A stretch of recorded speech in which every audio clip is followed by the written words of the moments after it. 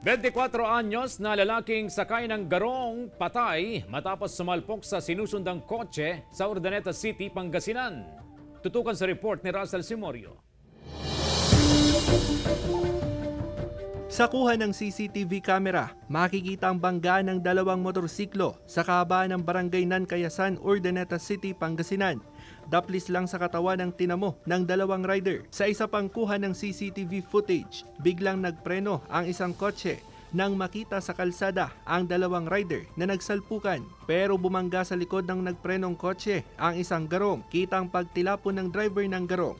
Ang masaklap, nasagasaan ng paparating na 10-wheel truck ang driver ng garong. Patay ang biktima na nakilalang si Ronel Cueros, 24 anyos, taga Barangay Leut, Santa Barbara, Pangasinan. Hindi ko matanggap, sir, na ganun yung nangyari sa kuya ko. Kasi siya ang gumagawa ng lahat ng trabaho, lahat ng mga responsibilidad. Siya ang umaako. Nung nalaman ko na namatay siya, hindi ko kaya, sir. Ayon sa mga kaanak ng biktima, papunta sana sa isang manggahan si Ronel para tumulong sa pag-harvest nang bigla na lang siyang masangkot sa aksidente.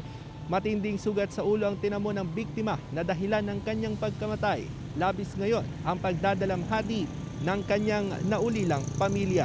Handa raw makipag-areglo ang pamilya ng biktima kung tutulong ang driver ng truck sa gasto sa punerarya. Ang sabi po nung papa ko na nakausap nila, babayaran naman daw po yung areglo na 100,000. Ayon sa pulisya, hinihintay nila ang pag-uusap ng magkabilang panig. Patuloy ang paalala ng pulisya sa mga motorista. Pinakamarami pong incident kung saan nagkakaroon po ng serious physical injuries at kung minsan pa na namamatay yung tao dahil po sa hindi pag-observe po ng safety precaution. Kasama si Henry Domencil, Russell Simorio, Balitang Amyanan.